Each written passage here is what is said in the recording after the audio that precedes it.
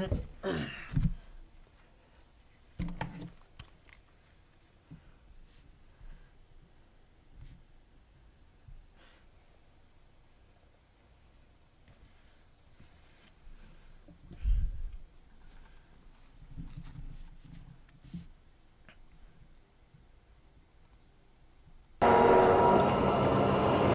of all, why the hell is they doing this?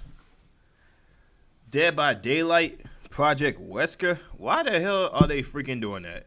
That makes literally no sense whatsoever. No sense at all.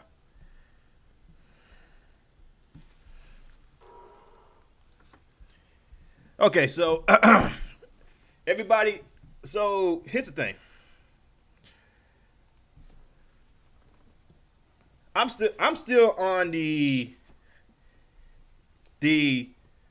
side you know that's congratulating Eric July about his first issue that's coming out next month. Wait, no, yeah, yeah. I think it's either this month or next month where his first ISOM issue was going to be released and sent out to the people that pay for it, whether it be via PayPal or via credit card.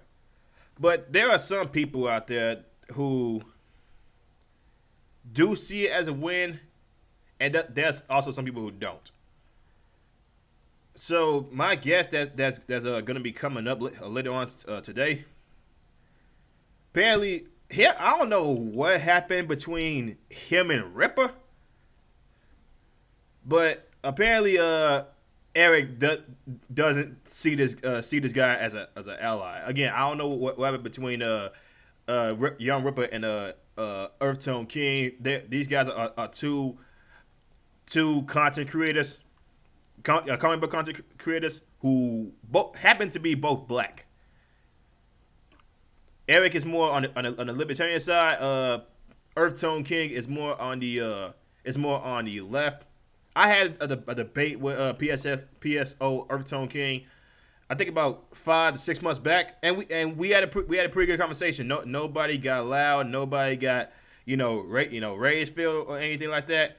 And stuff like that. It was a good conversation. We are at that point where we can have a good conversation. Not like some other people who completely rag and completely hate Eric July just for the fact that he created this comic, and some people don't like what he's saying. So yeah, so we are eventually we're gonna be doing a call in with PSO Overton King, because he apparently, when some people were saying Eric July is going to be the next Stan Lee, even though I don't know why people would say that. He's the up and coming Eric July. He's not this Stan Lee character. He's the up and coming Eric July, the up and coming Young Ripper, a independent content creator. I'm pretty sure the biggest one at the time, because from what I last saw, he raised over $3.3 million. And that was the most that I've seen from an independent comic creator in today's time, who raised that money and then was going to keep on producing books after books after books, not people not waiting like 2-3, a year or two or some change on the next issue, next book. It's like, no, we got the money, we got the people, we gonna keep on pushing it out. Besides all these other guys, and we definitely not gonna do it the DC way, where we grab your favorite character and then push out some complete and utter freaking political correct BS. Like I think for what Eric July did earlier. With the video he did earlier, he's apparently Lucius Fox's son. I forgot what his name was. He was talking to Harley Quinn of all people, about systemic racism and homophobia. Again, why is this even a thing? Why is it even a thing? I have no freaking idea. It seems like Marvel and DC are not learning their lessons about, yo, people don't want to watch this, don't want to read this crap. They are not entertained by this crap, but they still want to just push it and push it and push it and push it. They still want to push this, and they are literally driving their own fan base away from them and right into the hands of the independent guys. Whether it be Jack Lloyd, what's going on with Jack Lloyd? Glad you could join. Whether it be Young Ripper, or whether it be some other independent content creators, even some independent comic book creators, even with PSO Earthtone King. I don't know how his comic book series is gonna go. Hopefully it goes well. I still wish the man success, even though we have some disagreements here and there. But yeah, so yeah, he should be calling in any minute now.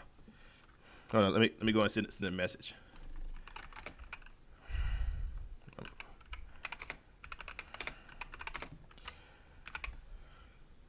All right, make sure that we can go ahead and get this started.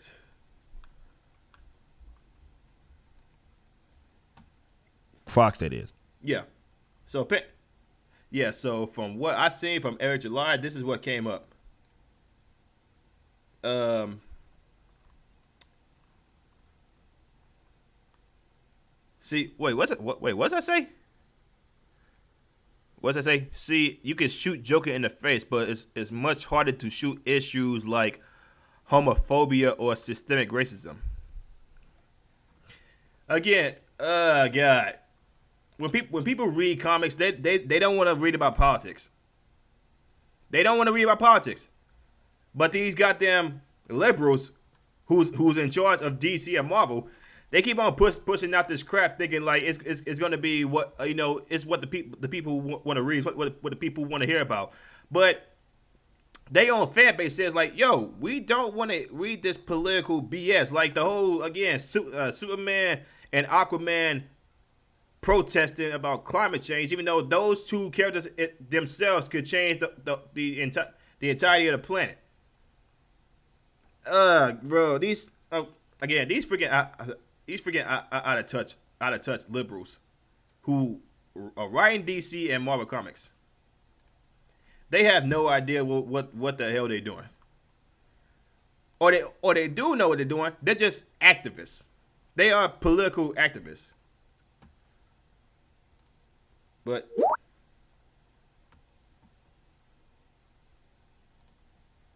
did you call in?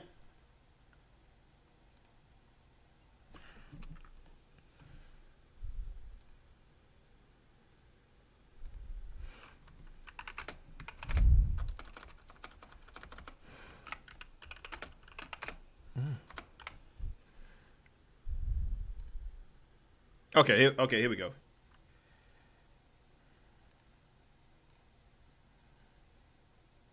Okay, yeah, he should be calling in any second now. Here we go.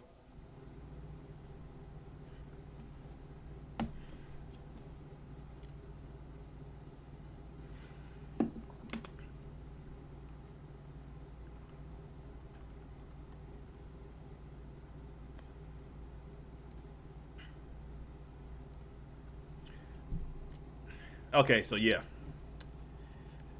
it's DC and Marvel. They writing all these comics, all this stuff, all this political stuff, and nobody wants to read these comic books for political reasons. They want to read them to escape, the political atmosphere that is basically all over the place.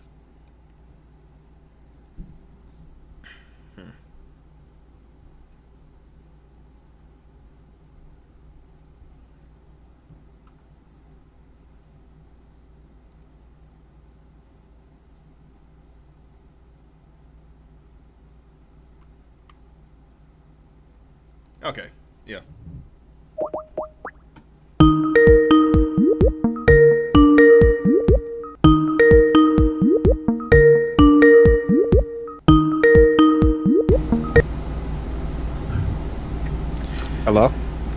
Hey, can you hear me?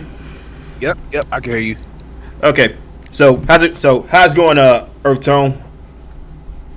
I'm doing well. I'm doing well. Are we live? Yeah, we're currently live right now. Okay, that's what's up. That's what's up. Okay. Yeah. I'm doing well, man. Firstly, thank you for having me on the show for a second time. Okay. Yep. I know we kind of scheduled this last minute, so appreciate you um having me. Is my audio clear and everything? I want to make sure I'm using a new headset and everything. I want to make sure I'm clear and I'm not coming through crazy. Yeah, I can hear you just fine. Okay, good.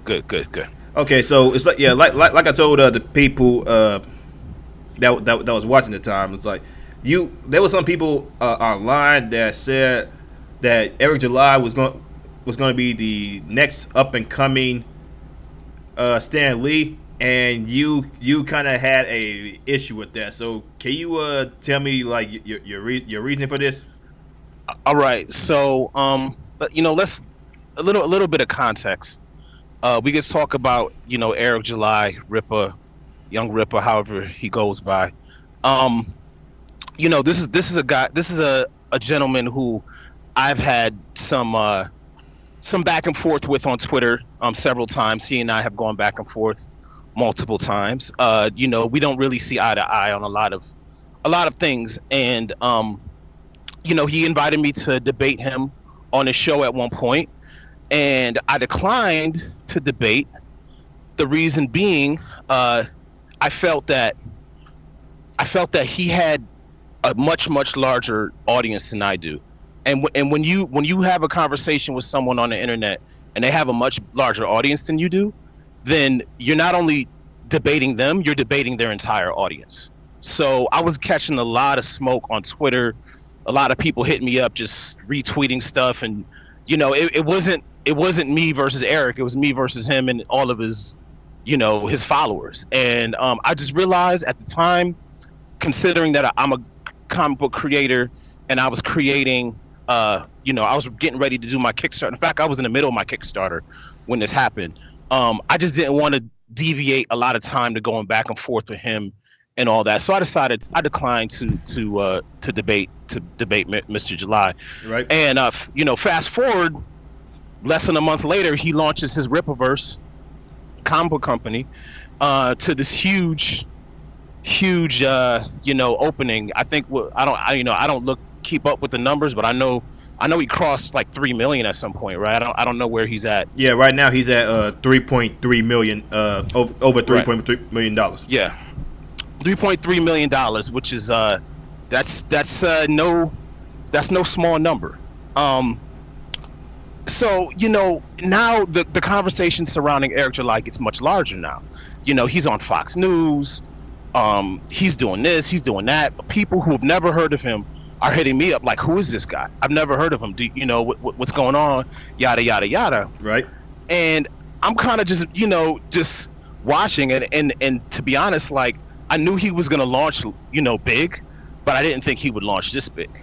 Yeah, like, even me. Go ahead. Yeah, even he said he didn't expect to reach a high number like that. It's just going to show, like, people are tired of you good, man? Yeah. I hear you. I'm good. Yeah, it's like people the political writing from DC and Marvel.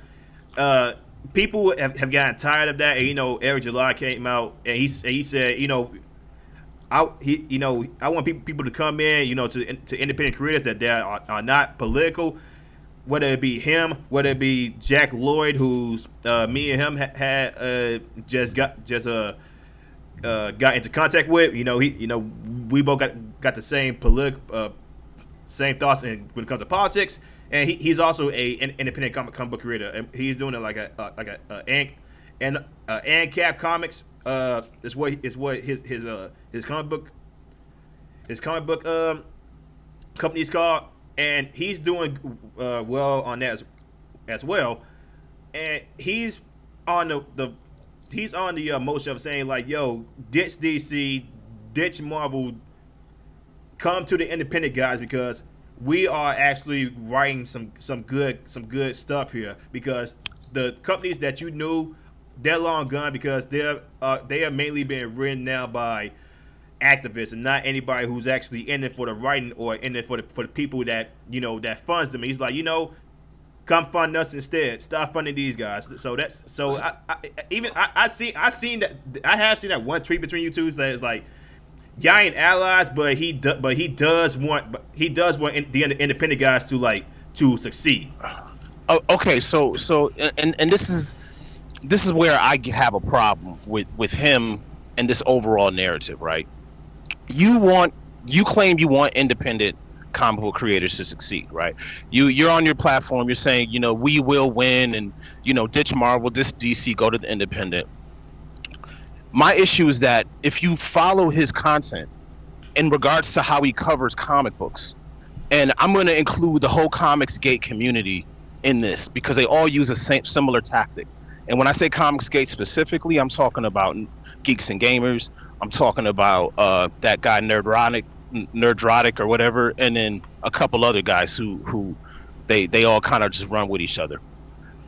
There's a very specific way that these guys talk about comic books, and the way that they do it is that they focus, and I would actually even say cherry pick specific comic books that have like very strong liberal viewpoints, social justice, virtue signaling, whatever, what have you.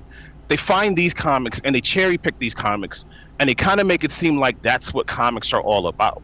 If you're talking about uplifting independent comic books, there's plenty of them out there that are amazing, and for the past few decades, like Marvel and DC, they've had alternates. There's been alternates, really quality alternatives in the independent space to Marvel and DC since the 90s. And if you're talking about uplifting these guys and making it better, then you would talk about those comic book creators. You would talk about those comic books.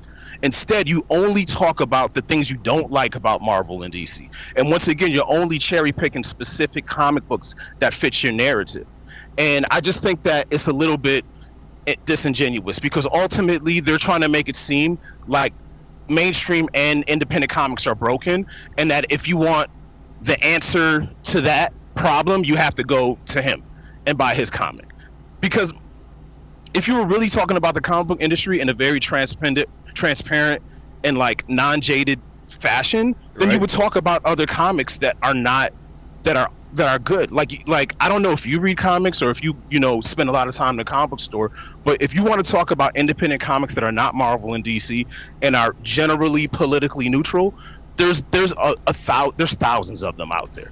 Once in a while they'll get a TV show like The Boys or Invincible, but those are only a small portion of the amount of books that are out there. So I don't really buy this whole we're just lifting up independent creators and all this stuff. I feel like really what they do is they bait people with hate. And I'm kind of going off on a very long tangent because I do have a lot to say about this topic. But just let me wrap this up so I can let you speak. But the tactic that they use is that they bait people with hate. They trigger people with things that they perceive as problematic.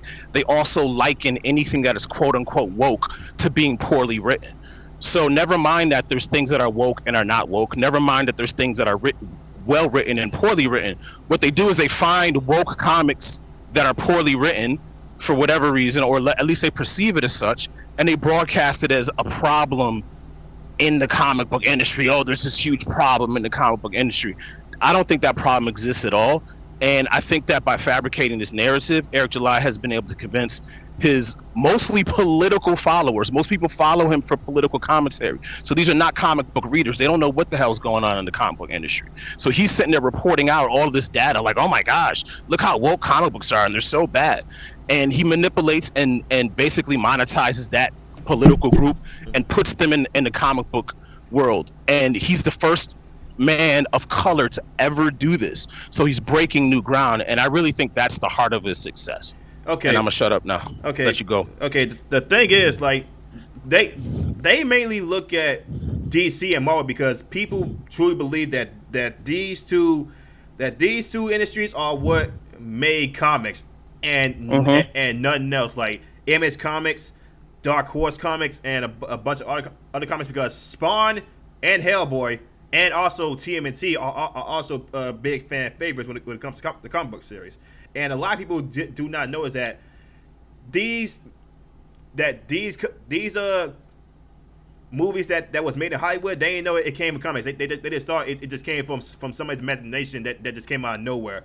And the thing is, when they look at the comic book series, they do look at Marvel and DC because those are the main two comic book companies that mainly everybody looks at. Nobody looks at anything else. So they do take aim at that because people have got sick and tired. Like I don't know if you saw that whole Miles Morales and the whole Thor thing. Do you know about that? Yeah, let's talk about it. Like that was a completely out of touch thing.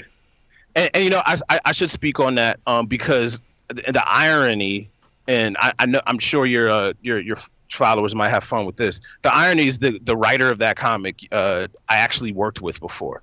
I actually know him, and he's a good dude. And I think with that comic, if I'm being perfectly honest, it missed. I think it missed the mark of what he was trying to do creatively, and I don't think anyone expected that type of backlash. I'll say this: it definitely brings up a larger question about how Marvel and DC handle their comic characters, and there has been problems with the way Marvel and DC has done, and just comics in general, since the beginning of comics. It was a specific demographic who created comics, and that demographic catered to the way they wanted comics to be crafted, and that obviously as people of color and things like that, they definitely have not always handled us properly. But I think that's what Marvel and DC is trying to fix for the most part. I think they have been trying to do more inclusive comics and do more creator style comics that cater more to what the modern audience wants. I think that a lot of these comics that people say are for instance, let's talk about Miss Marvel. Eric July has spoken. He's done a bunch of videos about Miss Marvel and how she's goofy and how her comic didn't sell and why would you make a TV show out of that, and the TV show is the lowest rated watch. But the truth is that comic was very popular. It sold very well.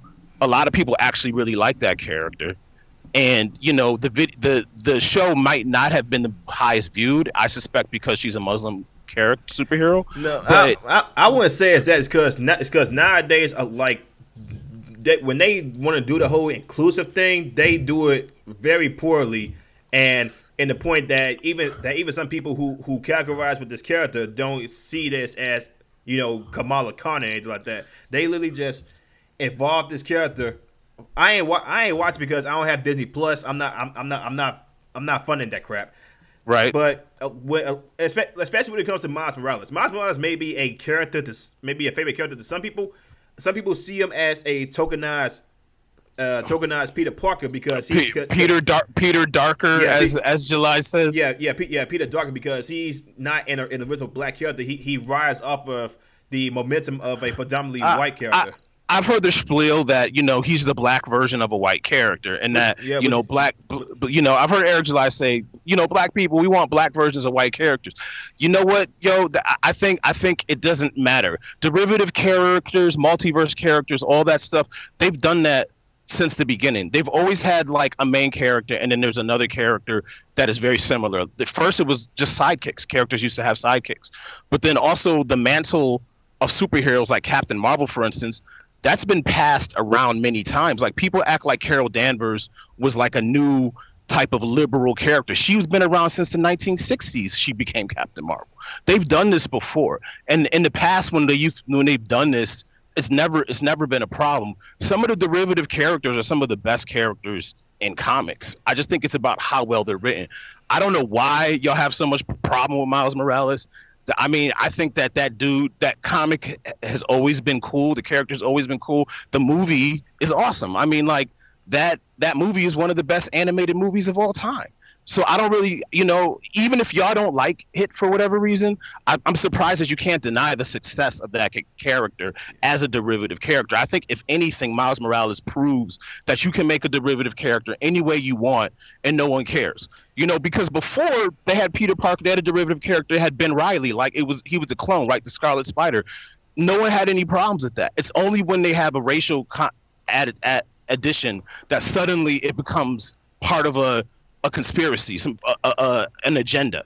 You know, I don't really understand that. Yeah, but the thing is, like, we want some like, for example, Luke Cage, Black Panther, Stag Shark, among other black characters in the comic book series that they could use, but instead of actually using those characters, they rather lazily race swap a white character into a black character because, hey, we find the best person for the job. We don't want to involve these popular black characters that even some white people can get past in the comic book industry. So like example, by example, Stag Shark, one of the most popular black characters, Luke Cage. You know, apparently he got a series coming back with Daredevil on Netflix. They just renewed a series like that. And again, Stag Shark. They wanted to bring a movie. They wanted to make it more inclusive. But the thing is, they never did that. They rather just race swap, and just okay. And all just right, think but that hold on. Let's get back to that whole race swap thing. Yeah. And this is what I'm trying to really understand. All right. So let me ask you a question. If I make a character, if I make a derivative character, right, and that character is not a different race, right? Like, let's take Flash, right? There's all these different Flashes. There's Kid Flash. There's an Impulse. There's all these different Flashes, but most of them are white, right? So if I make a derivative character like that, that's fine. But if I make a derivative character and that character happens to be a different race, now it's a problem. It's because it was lazily involved. Like we want a strong black character that came in. I get it. I mean, if you perceive it as lazy, like when I think of Miles Morales, aside from the fact that he has the same powers as Spider-Man, he really is a completely different character. Like he has a similar trajectory as Peter Parker, but his experiences and the way he reacts and the things that he goes through are different. And I just feel like that character is completely popular. He's popular and he's original enough to have his own, movie franchise that is very so I just feel like this is a subjective thing. You know what I mean? Maybe you don't think he's original enough to be warranted as a strong character, and that's fair. A lot of people don't like characters that are similar to other ones. And if you don't like the character, that's cool, but the racial component is the one that I have a problem with, because there's other examples of them making different versions of characters and people, not having a problem with that. So I just think that when you add the racial layer, you're feeding into this narrative that every derivative character that has a different race is automatically not a well done character. I don't know. It's because of how they're written and how they're pushed out. Because again, you had these you had these predominantly white artists. Mm-hmm. That's quotations, putting out all these traits or these black characters like the one dude that they keep on making Miles Morales into every Avenger there is, instead of like making him like his own character. Like, okay, you guys brought man for Spider-Man. Why you guys keep on gotta do the What If series? Hey, it's a different universe. Just deal with it. Nah, like, you guys are just making freaking fan fiction series. Okay, but I'm sorry, I don't mean to cut you off, but is that just comics? Like, isn't that? Once again, Marvel's been doing What If for decades, and back in the day, they've always done the same thing. Like, for instance, people thought that the whole female Thor, people thought that was something new. That was from a new storyline, but there's a What If Jane Foster held the hammer back from like 1970 something. Like, this is like Marvel has always done this. Like, hey, we make a character and let's put that character with a different origin, or let's twist it. That's the whole purpose of the What If series, is to entertain the idea of alternate stuff. And okay, listen, ultimately, I'm not going to completely disagree with you. I can see how some perceive it as lazy. I think it's a mixed bag. I think it depends on how well it's written. There's plenty of examples of derivative characters that are well written. Green Lantern, for instance, there's a million different versions of Green Lantern. There's Hal Jordan, there's Jon Stewart, there's Kyle Rayner, there's Guy Garner. Some of them are white, some of them are black. They have different versions, and they're essentially all a derivative of the same character. They all have the same power, all have pretty much the same origin, but they're different people. I think that comics can illustrate that, yeah, different people can go through the same kind of situation and have a different storyline. But once again, we can go back and forth all day about if these characters are good or not. The problem that I'm having is the racial thing, because I don't think it's about race at all. I think it's about race for other people. But for the people who are just reading these comics, I don't think it's about race at all. And you guys are adding this political layer to it that doesn't exist. And I think this is where Eric July's energy is coming from. No, it's coming from these people. Go ahead. Here's the thing, but they literally say this though. So it's not a political thing. They say, hey, we gonna make it more inclusive. We gonna just put in some black characters. We'll know how to write. And if you don't like if you don't like what we're doing, then you are racist, bigot, or you a coon on that stuff. Yeah, they say it themselves. This is not some, you know, these guys from this side of the group saying like, yo, they doing this like lazy, and then you had this side say, oh my god, you don't like it, you're racist. No, the writers literally say it. They put in different races for inclusiveness, and they don't know how to do it properly. But when you have some independent guys who do know how to do it properly, they would say this guy has no idea how to write a black character. Like, no. And you're getting this from mainly, you know, white liberals who push this stuff like, hey, I know how to write a black character. You're just out of touch. No, a lot of black people say like, yo, this is not how to write a black character. Like this whole thing you're doing, we not all for, like, you know, all eyes on me. It's hammer time, sagging our pants, right. sagging our pants.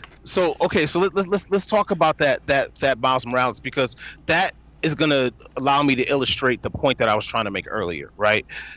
Whenever, you know, Marvel and DC makes a mistake, and, you know, there's an example of them, I guess, mishandling a character, which I'm not gonna say they haven't done. I mean, they've been doing that also since the beginning.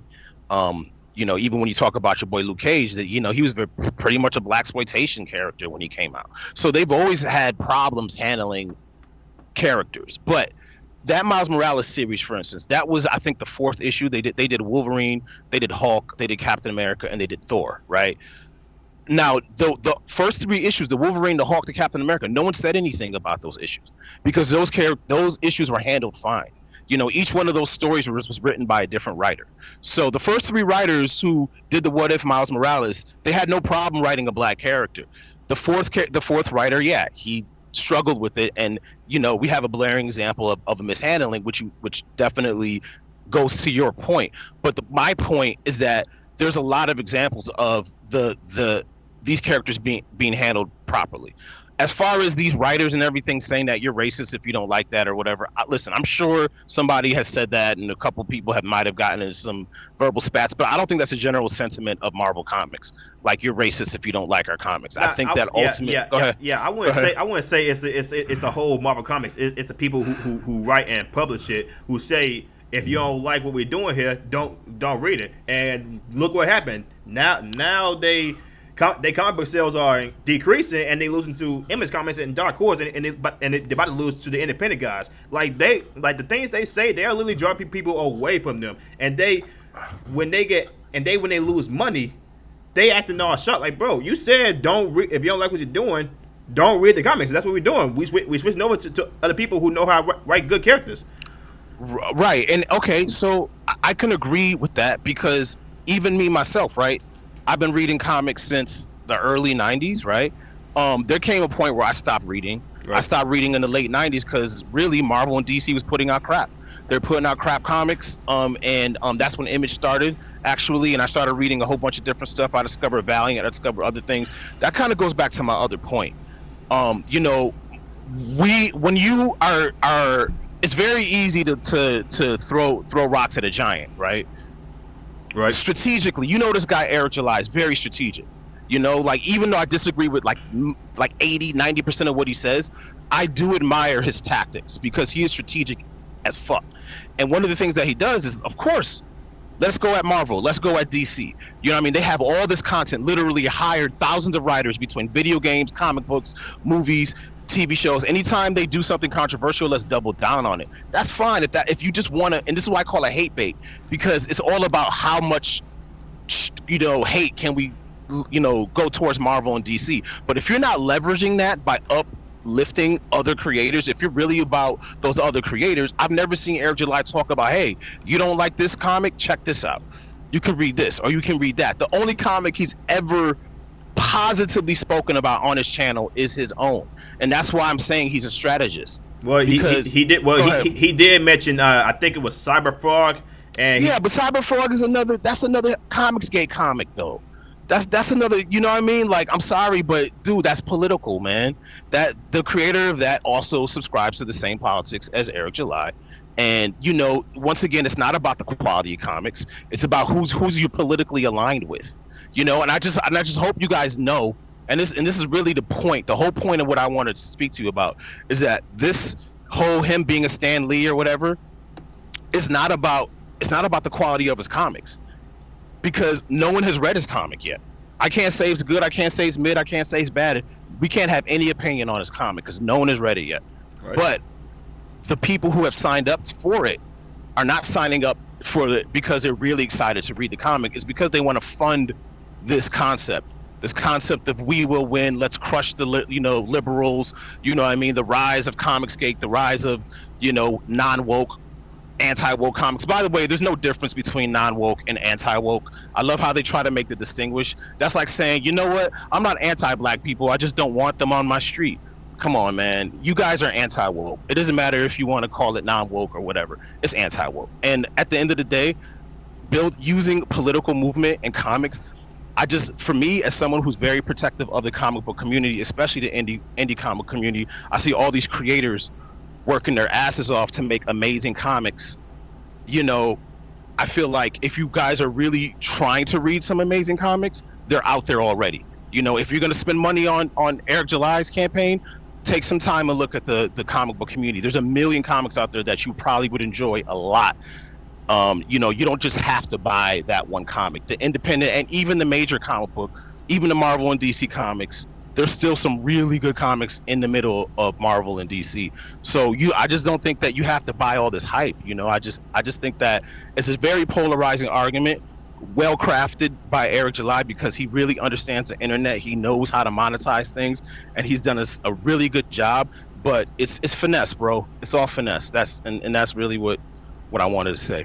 Yeah, there are I have been reading some independent guys like a fellow content creator, Jack Lloyd. I've read his comic book series, and right now it's on his 5th issue. His 6th one should be coming out. I think hopefully sooner than later. And it's pretty good. It's pretty good writing. It's called The Voluntarist. If I'm saying that right. He has some going on right there. I also did look at a couple other things. And also, there's a reason why manga is beating the Western comic, because when it comes to manga, there are a whole bunch of different creators out there writing good stories. It's just how they do it. But the Western creators, most of it is like I said before, is mainly we want more. We do want some woke stuff in our comics, even if some people don't like it. They do say this. They do say this. All right, but you know what? You mentioned manga, and I think that's a very good point, because I see people double down and triple down. Oh, manga's kicking American comics ass. Manga. You know why manga is doing so well? And I don't think the two things are interchangeable, but I think the reason that manga is doing so well is because of access to anime. When you look at that, it's really American cartoons. There are no good American action cartoons. When I was a kid, we had, Thundercats, He-Man, G.I. Joe, all of that stuff. They don't really have any, American-made action cartoons. The last was maybe Avatar: The Last Airbender or something like that. No, so there is also Young Justice on HBO Max. Okay, Young Justice is one. That's one example. right? And that's probably the best example. And if you look at Japanese, they have like 1,000 action animes. Right. When you're a 10, 11, 12-year-old kid, you turn on a cartoon, what do you want to watch? You want to watch action. I do not understand why the American animation industry does not make more action-based animation. It makes no sense to me. Because so because now, because go ahead. yeah, sorry, it's because they go for a more politically correct stance. Because you got I don't think it's politics though, man. I think it has something to do with like just the way that studios, spend their money.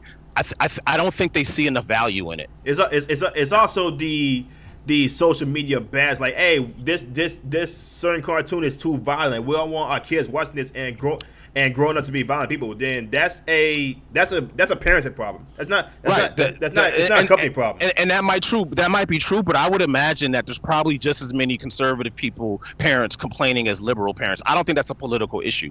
I think you're right about parents complaining about action cartoons, but I think that crosses party lines. I agree. But getting back to my point though, so there's no American action anime. Therefore, kids watch lots of Japanese anime. When I was a kid, it was very, very hard to watch anime. There was very, very little of it. Now it's all over the place. You got Funimation, you got Crunchyroll, you got YouTube. They can watch literally endless amounts of anime, and anime directly connects to the manga. So when the kids watch the anime, they're done with the season. They want more story. They instantly go to the manga.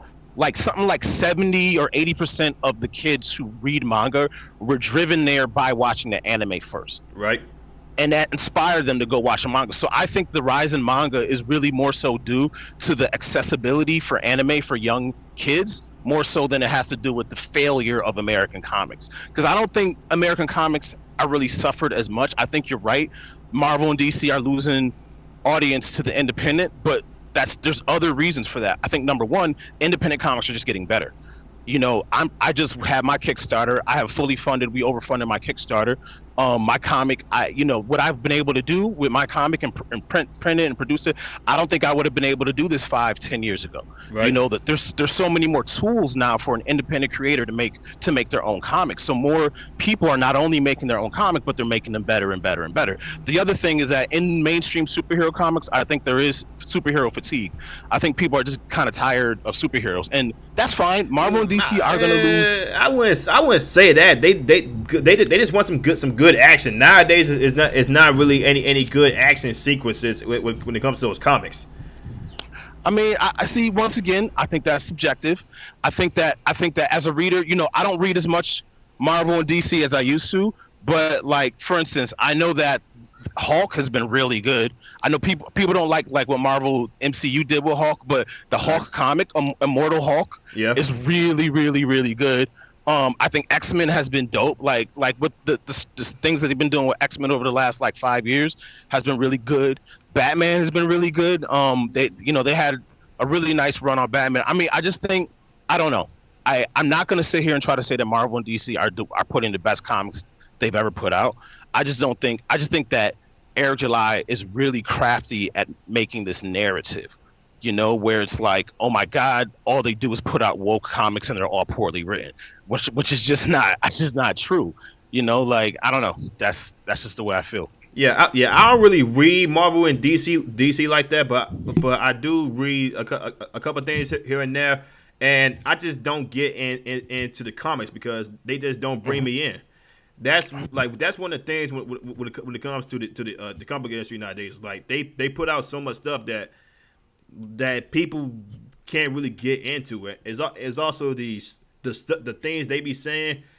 It's also how they push it out. And even when people say like, "Yo, Marvel, DC, what are y'all doing? Why y'all hiring these writers that literally drive fans away?" They do it because they're scared of the social media backlash. Because if you don't put out, especially on Twitter, because apparently I don't know why people are so damn scared of Twitter.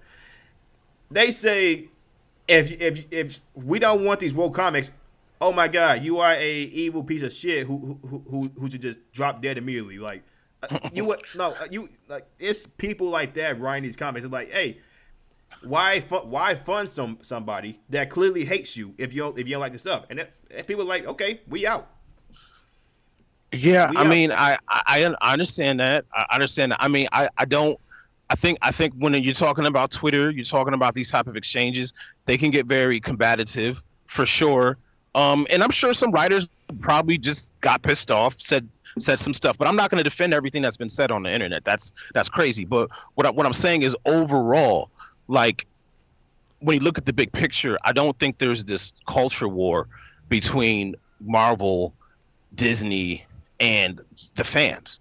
Like I think that there's been individual issues, there's been individual problems, sure. Like, you talk about certain actors and actresses getting fired, or certain actors or actresses getting harassed, and the political implications of that. I think that ultimately Marvel and DC they have a responsibility to defend things. And this is what I'm saying about hurling rocks at a giant. If you were the CEO of their company, like if Eric July was the CEO of Disney and he ran it the way he ran it, it would not be a multi-billion-dollar company. Like it would be too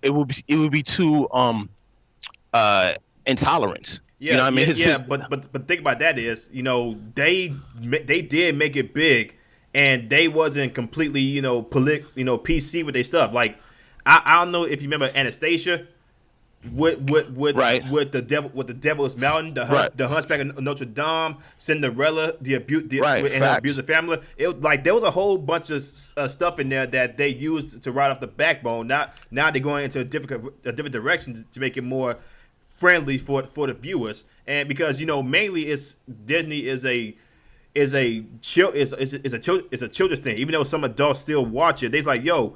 And if they change some stuff, like what they do, like what they doing with Beauty and the Beast, the live action one was, in my opinion, was crap because they literally just did a copy and paste thing.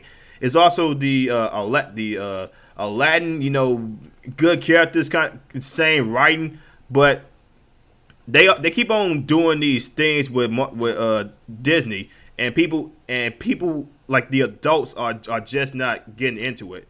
Like I said, it is more for kids, but But they just can't get into it. okay, so all everything is subjective in terms of like, we can both watch the same movie, read the same comic. We're gonna have a different opinion on it based on what you want and what I want. All right. So knowing that everything is subjective, the numbers don't reflect you guys' opinion. I mean, if adults really weren't into it and these things were really losing whatever, I mean, I think that Marvel wouldn't be doing as well. Especially you talking about the MCU. The numbers on the MCU don't reflect a company that is struggling to reach its fans. Like, okay, Like, okay, yeah, prime example. Kevin Feige just came out and said, "Yeah, we're done with Phase 4. Phase 4 sucked. We going into Phase 5." So so they are admitting like, "Yo, we kind of screwed up here. So we ain't know but what wait a we minute, doing." wait. Him saying that Phase 4 is over does not mean he's saying that it sucks. It just means that that was his plan for the set of movies he wanted to release. I mean, I see and see this I'm talking about the narrative, because I saw that thumbnail on Geeks and Gamers. They said something about Feige abruptly ends Phase 4. He didn't abruptly end Phase 4. He knew Wakanda Forever was going to be the last movie in Phase 4. He just never announced that to the public. But it's not like he didn't know ahead of time that that's when he wanted to end the phase. I mean, but once again though, you're putting your own opinion on it. Maybe you don't like any of those movies. That's fine. Don't want to debate that. What I'm saying is that the numbers don't reflect that opinion.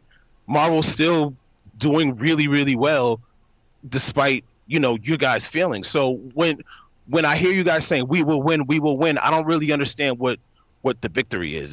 Like I don't really get it. I Okay, mean, yeah, I'm sorry. Yeah, sorry. The thing with the go thing, ahead, go ahead. yeah, the thing with the MCU, the MCU is gonna be financially, doing great because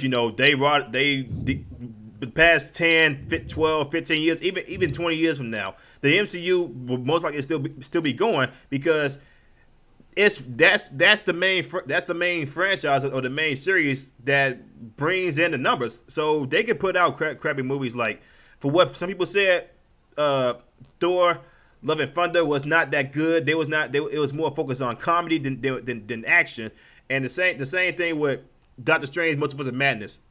I was severely disappointed in that movie, but it still did great despite some reviews because they knew that with the star power the MCU has, they could put out some poorly written movies and still make a lot of money of it because it's the MCU. Who's really going against the MCU?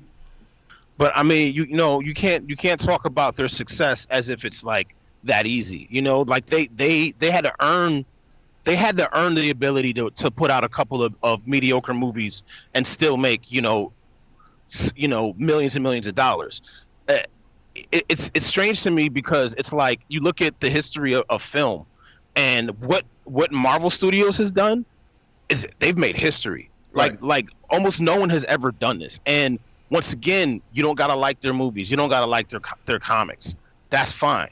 But going back to this whole Eric July thing, making it about the politics, making it about race swapping, making it about feminism, making it about virtue signaling and social.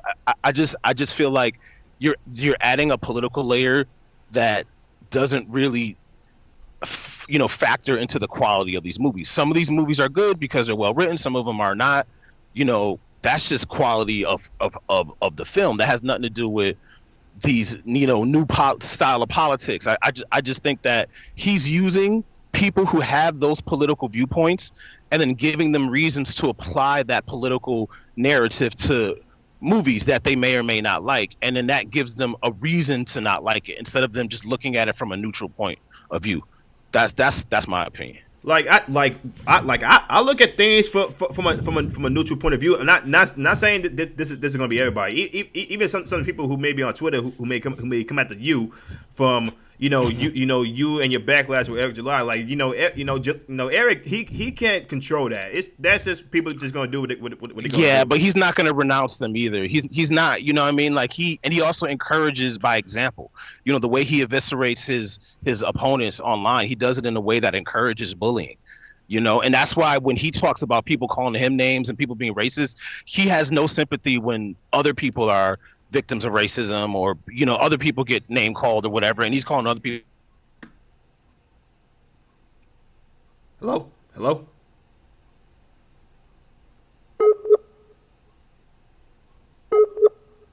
He's very, very good at manipulation, and even me, I've given him some critique on Twitter, not directly to him, but even on some other people's channels, and people are coming at me like, why are you tearing a black man down? And, why are you doing this and why are you doing that? And I'm just like, yo, you can't say anything.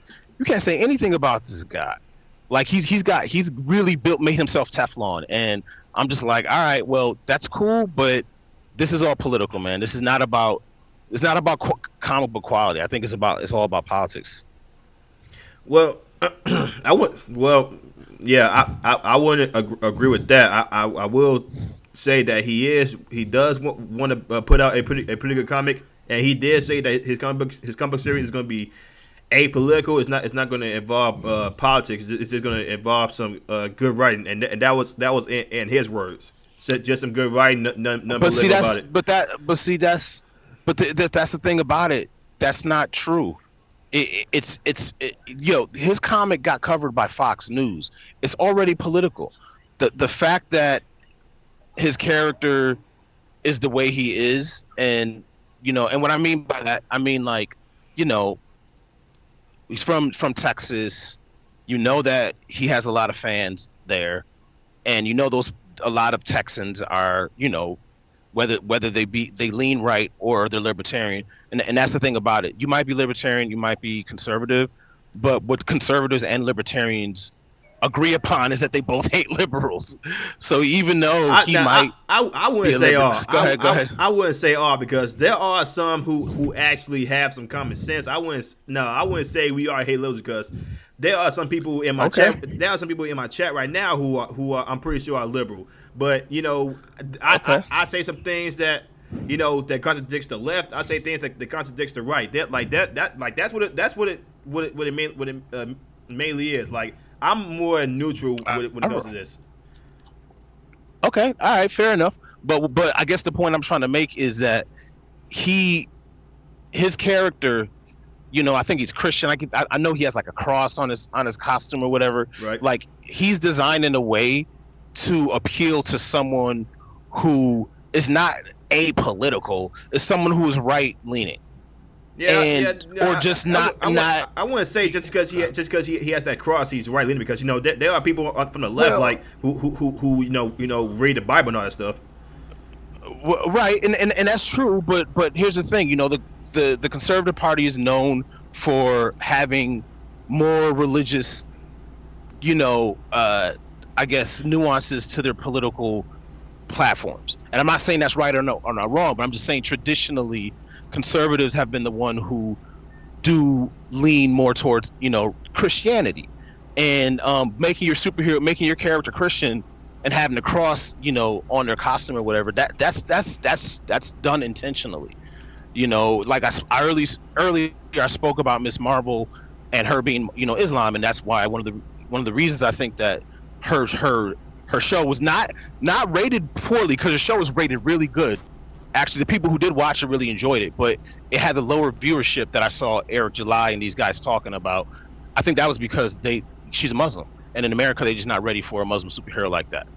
So the fact that his character is Christian counteracts that, and just once again, it's not apolitical; it's actually political. Because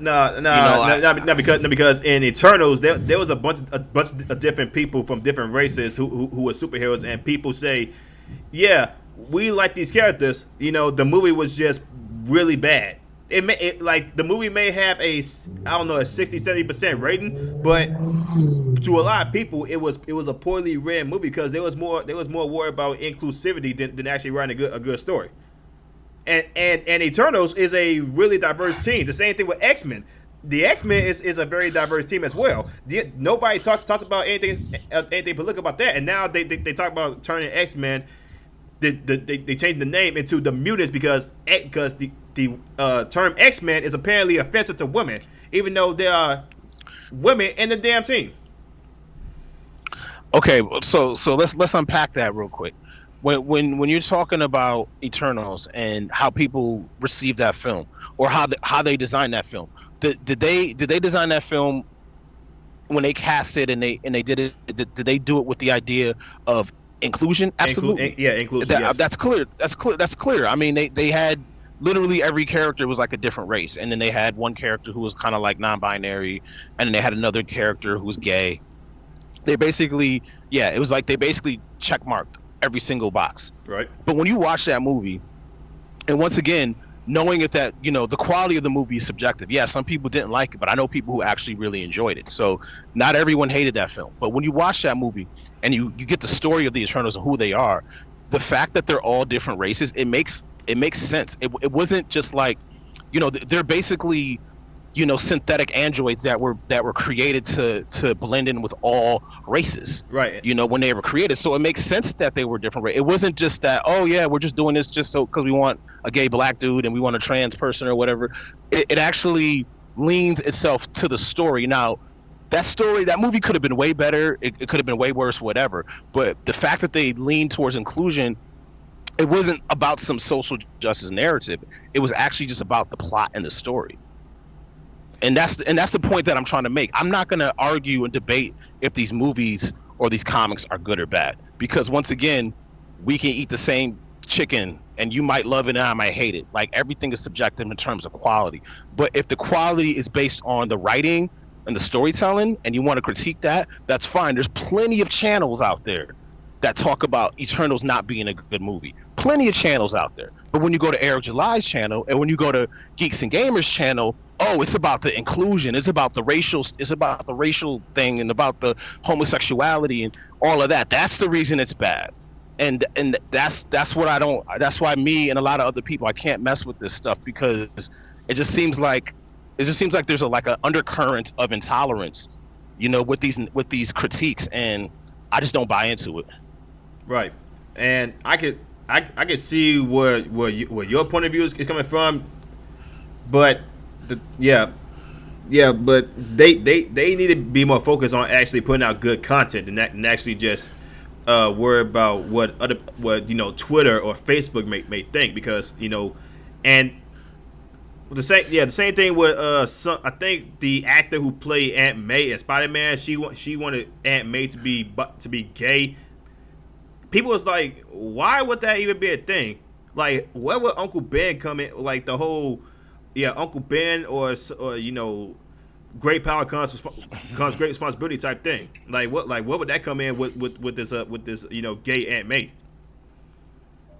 I mean, maybe she was lonely after Uncle Ben passed, and she had. I don't know, dude. Like, I understand what you're saying. Like, I mean, like, I get it. It seems like and then wouldn't that take away the whole a single mother is raising this great man or something like that? Wouldn't that also be going against the people who are off like for strong single mothers raising princess or kings? Why? Because she's gay? No, because she's because the Aunt May that I've known, she had to raise Peter by herself, so that completely took away the whole, she did all this work to make sure Peter was good. Peter was this smart kid, and they completely taken that element of a strong female, single woman who had to raise this one child alone because Uncle Ben died. That's what that's right. What I mean, I see what you're saying. I mean, this is difficult because we're conjecturing here because they didn't do that. That was also just the actress who wanted that. That wasn't Marvel saying that. She felt that way, and her character. Spoiler alert. Her character died in the last movie. So yeah. I mean, I don't know. To have this conversation, I think we're going off on a tangent just because they didn't have it. But let's say they did. Okay, let's entertain it. Let's say they did make Aunt May gay. I mean, I don't really see that not making her a strong single mother. She could still be a strong single mother and be gay. On top of which, they made her way younger than the Aunt May in the original Spider-Man. I mean, original Spider-Man, Aunt May was like a senior citizen. They made her like young and like hot, right? Which is like a big change for the character too. I mean, once again, I wouldn't that change in the character wouldn't rub me the wrong way. I don't see how it would really change the core of who that character is. Like I don't know. I mean, so yeah, like I said, it's based, it's how they're written. That's basically the whole thing about how they're written. Like you can make a gay superhero that's a well-written character, and you can make a black superhero that's a well-written character, a Muslim character that's a well-written character. Problem is, a lot of these white people that write these stories or these comics, some of them don't know how to write good characters that includes people of Muslim regions, Islamic regions, the black communities. They don't know how to write it because they take some off of Twitter or something off of BET and think, yeah, you know what, this is what all black people think. I mean, you're right. We can both bring examples. You can pull up examples of them miswriting these characters. I can pull up examples of them writing them properly. Ultimately, I think that it's less of an issue than Comicsgate makes it. I think Comicsgate makes it seem like comics are overrun with this problem. When you can pull up a couple of suggestions. I'm not gonna defend those. But at the end of the day, what I will defend is the greater comic book community. And I think that most of these characters, I think there's enough examples, and not only is there not enough examples of white writers writing these characters properly, but there's a lot of creators of color, who are working in this industry, who are writing their own characters. I don't know, what you should watch. I don't know if you have HBO Max. I know you say you don't have Disney Plus. I do have HBO Max. If you have HBO Max, a documentary just dropped last Friday. It's called Milestone Generations. And Milestone Generations is really quick. It's short. It's like 45 minutes. So it's about Milestone Comics, which is the first black-owned comic book company that started in the 90s. Right. And they are the ones who originally created Static Shock. Yep. Who would go on to be in a cartoon and all this stuff. And if you watch that documentary, you really understand how important it is for black characters to write creators. Yeah, black creators right, to write for black people to right. Yeah, and I think that once again, if your boy Ripper was really about, if he's really about elevating or changing the comic book world, right, for the better, he would use his platform to promote some of the comic books that are properly written, because you and I know that there's plenty of examples of really good characters that are written right now in comics that are not political or whatever. They're out there. Those examples are out there, and the people who read comics know that. Right. And I think that, one of the last thing I said to Eric, I think on Twitter, was like, yo, man, well, it's good to see you do something positive with your platform, talking about his making the comic book. And he came at me, he's like, oh, we're not allies, whatever, yada, yada, yada. I've always done positive stuff. And I'm like, no, you haven't, dude. Like, you spend all day on Twitter dunking on people and making people believe that, comics are broken. And I just think that if you want to build a narrative, then you're only going to talk about the things that you don't like. And that's what the hate bait's all about. Like, your boys, Geeks and Gamers, they literally have 6 videos. I counted them, 6 videos over the past month about how Thor is underperforming in the movie theaters. And I'm just like, really, dude? Like, how many times you got to remind your fans that, look, Thor's doing poorly, and that's all because they have a female Thor. It's all about this undercurrent of intolerance, and I'm just like, yo, I feel like it's just, I don't know, it's tiring. It's tiring to watch these people hate on things over and over and over and over again. Most people who don't like Marvel movies just don't watch them. These guys make a million videos about how bad they are and how poorly this is doing and this, that, and the third. And at least Eric July is monetizing it right in a way that no one's ever seen before. But at the end of the day, it's still just as toxic, in my opinion. I don't know. Right? Yeah. But I will say, Wonder Woman is one of my favorite comic. Hey, you still there? Okay. Yeah, I will say Wonder Woman is is one of my favorite comic book characters. It's just like, like I said, it's how they're written. Like, you can't write a toxic female character like what they how they did with Brie Larson's Captain Marvel. Like, she was more toxic, in my opinion, than anything else. And some people say that they let the movie. I was like, yeah, this movie. Why did they had to do this like after Infinity War? They could have did this before and then brought her in. So the timing was pretty bad. Not to mention a crappy actor like Brie Larson. Yeah. If you saw the interviews, the MCU actors did not like this chick. And the reason why Gal Gadot is doing well is because she says some things like, people can find sweet, charming, however you want to put it, and that's why she's still staying as Wonder Woman. And there's I don't know if that petition is still a thing, to get the petition to get rid of Brie Larson and have her replaced. Yep.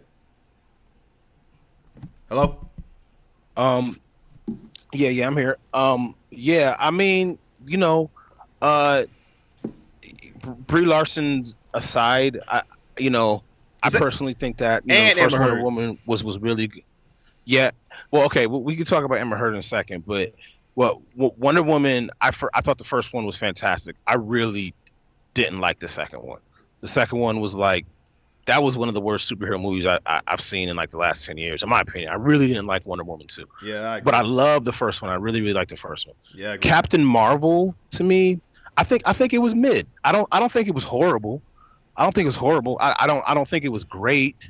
I think it was mid. And yeah, it came in between two of the best superhero movies Marvel's ever put out, so it was tough to watch it. But I think that Brie Larson, yeah, I mean, I didn't really see too much. She did seem like she was kind of like a little bit of a bully and stuff like that. And and I get it that she has some issues with the fans, but you know, to me, she kind of reminds me of like Gina Carano, the one, like they both kind of have that same kind of attitude. Whereas it's kind of like you're not going to tell me, how to do what or whatever. They're very defiant, and sometimes that works against them. But go ahead. Yeah. But that the Brie Larson, I mean, she may come at people, some type of way, but she doesn't come at people like Brie Larson does. Like she comes at people like this. I'm this strong feminine. I'm this strong feminist who's gonna conquer all the men. Like that's what like that's something that she posts on social media. And the same thing with Amber Heard. She tried to depict this whole thing like she's a victim of domestic violence, even though evidence came out that she ended up cutting off Johnny Depp's finger. And that's something that even right. like even the reboot Charlie's Angels. I was a fan of the old school Charlie's Angels with Cameron Diaz, Lucy Liu, and that one chick everybody forgot. Like, those Charlie's Angels I liked because it wasn't toxic. They were strong. They were sexy. They used they feminine charms to bring in people. But the way that the director of the reboot Charlie's Angels, they's like, hey, this movie is not meant for men, so men don't come watch this. And then when they underperformed it, they was like, yo, men, why didn't you watch this movie? See, y'all some sexist. You guys are misogynistic. You guys hate seeing strong female characters. Like, yo, you told us not to watch this freaking movie. And then the people who did, it was crap. Even some women didn't like the movie because of how toxic some of the females was in the movies. Like that. Yeah, I mean, okay, I see what you're saying. I hear you. I mean, I did not see that new Charlie's Angels. Honestly, when I saw the trailer looked really bad to me. So it just looked like a bad movie. Yeah. I wouldn't recommend it. But I wouldn't recommend it at all. I mean, listen, I think I said this before last time we debated, and I'm gonna say it again. The whole shower analogy. When you're trying to get the right temperature in the shower, you twist the knob. Sometimes you go too far to the left. Sometimes you go too far to the right. I think that humanity is very sophisticated. I think we as people are a very complex species. Right. I don't think anything is simple. I don't think there's any. I think people on the internet like things to be very black and white and easy. Like you're right, you're left, you're this, you're that. I think there's a whole gradient. Do I feel like some people on the left have gone too far with some of the movies, some of the things? Absolutely. I remember watching Star Trek Discovery and kind of feeling like, man, this feels very. It felt very like intentional. Like the original, Star Trek: The Next Generation. It was so cool of a show because there was aliens from every single part of the galaxy, and they were all different. Every single character represented a whole different alien race, and it was the most diverse show of all time. And It worked because it was really, really well written. Right. But then I watched the new Star Trek. And the new Star Trek, it's like they're doing the same thing, but it was all for like more modern, stereotypes, and it just felt very stereotypical and kind of heavy-handed. And I felt like when I hear comics gay people complaining, I kind of felt that way. I was just like, it feels too forced. And so the point I'm trying to make is, sometimes these things, like I said, we can keep bringing up examples all day. We can keep going back and forth of all of these different shows and comics and movies and whatever that, they play the race card, they play the virtue signaling, whatever. They do it too much, and then it's not properly written. And then on top of that, if you have the actor or the director talking, smack on social media, it makes everything worse. Right. Can't defend any of that. I just don't think that it's as big as a problem with these movies as people make it. And I think that there's got to be some percentage of people who are just like, all right, they race swapped this character, but we understand why they would do it. Like, I think it makes sense most of the time when you look at the racial swaps that happen or the sex swaps that happen. Most of the time, it doesn't really affect the character. Most of the time, the character, whoever it is, that it might be a doctor or a soldier or something like that. It's somebody that could be any race and any sex. So switching the race and switching the sex, it doesn't really matter most of the time. Once in a while, they turn the shower a little bit too far and they do some dumb shit. I'm going to agree with that. I'm not going to disagree. But I think most of the time it's not really that big of a deal. But what you guys have to come to a, you have to admit, when you look at Eric July's success, you look at this getting covered by Fox News. Fox News doesn't care about comic books. Why would Fox News cover a comic book company? Okay, because it leans into their politics. You look at the success, you see all this money. You gotta admit, man, that there is an undercurrent of intolerance. And when I say intolerance, I'm talking about prejudice. I'm talking about bias. I'm talking about racism. I'm talking about sexism. I'm talking about homophobia. There is definitely an undercurrent of that amongst these people. And I'm not saying everyone's like that. A lot of people are just like, yeah, we want to see something different. We don't like comic books. Like, I believe that some people just such as yourself, are just like, I want to see something different. I don't like what the big two are doing. Right. Eric July is doing something different. But there's other people in this community, man, and I think it's a large percentage of it that are they just don't want to see gay people. They don't want to see this. They don't want to see that. And no, I agree. I agree. I just feel like it's dangerous, man. I feel like it's dangerous, and yeah, it's dangerous on both sides, sure. But this is why I'm always talking about upliftment. You know what I mean? Like spend time and energy uplifting other comic books that are just well written and that don't have any type of political narrative, which exists. Like you don't have to sit there and bash Marvel and DC all day, every day. Like I feel like that is just, I don't know, man. I don't know. I think we could do better things with the platform. Everybody, but here's the thing: at the end of the day, you won't make as much money. That's why Eric July has as much money as he does, is because that type of shit gets people hype. Right. It gets people real hype, and I think, he, like I said, he's strategic. So this is how he's doing it. I just feel like it's in the long run, it's not good. It's not good for the industry, in my opinion. But I think that's it for me, man. If there's anything else you want to say, yeah.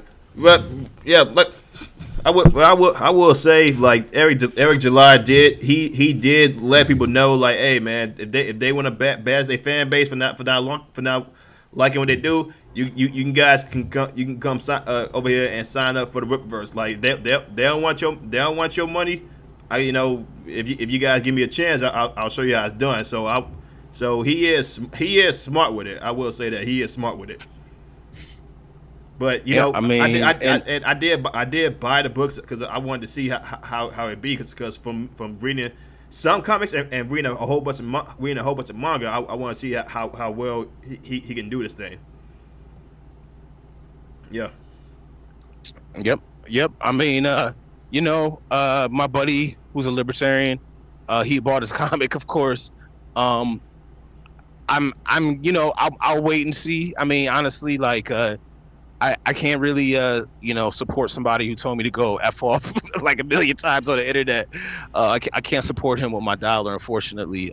But I'll say this: if he does end up being very successful, it'll be because the comic is really quality and not because of the politics.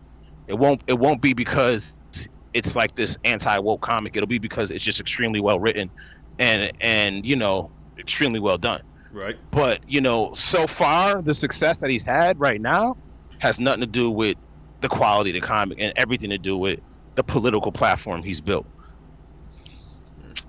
But, yeah, man, thank you for having me on here. I appreciate you, giving me some time to yap. I'm going to do some shameless plugs. Check me out, earthtoneking.com. Like I said, we have a fully funded Kickstarter of my new comic graphic novel company. We just launched 3 different titles. They'll be available in September. What's up? Is it going to be a digital copy? What'd you say? Is it going to be a digital copy? Yes. We're doing physical. You can get the physical copy, digital copy. Okay. So just check me out, earthtoneking.com. You'll be able to do the pre-orders. But yeah, man, hit me up, man. Whatever. I would definitely give it a comic a read, man. I'm in my word, man. We having some sort of delay or something like that. Hello? What the hell? Hello? Yeah, sorry, I lost you. Yeah, is that yeah? It was some sort of delay, but yeah, man, I would definitely give you your comic book a read when it comes out, man. I'm a man my word when I talk about wanting to show some support for the independent guys.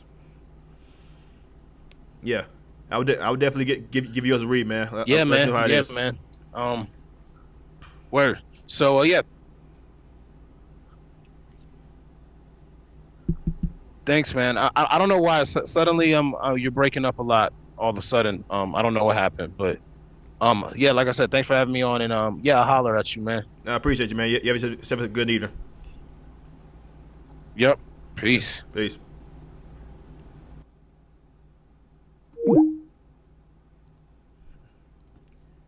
Okay. Like I said, yeah. Yep, it's like I said before. You know, he seemed like a pretty cool dude. Yeah, pretty cool dude, man. Yeah, hopefully his comic book does pretty well. Wasn't the best for the brother, man. But man, I gotta go ahead and take me a shower, man. I'm about to play me some Yu-Gi-Oh. Hopefully I have some time before I wake my ass up at 5 o'clock in the fucking morning to go back to work. Jesus Christ. Yeah, it's payday tomorrow, so it is what it is. But you guys let me know what y'all think about it in the comment section below. If you guys like I'm saying, like and subscribe, share the video, and shout out to him if you guys want to support an independent guy. Check out PSO Earthtone King if you want to check out his comic book series and some of his music too, because he does has some pretty good music and pretty good beats. So if you guys want to check him out, man, check him out for PSO the Earthtone King. Like I said, man, if you guys like the stream, like and subscribe, share the video, hit the notification bell. I will see y'all next one. Peace.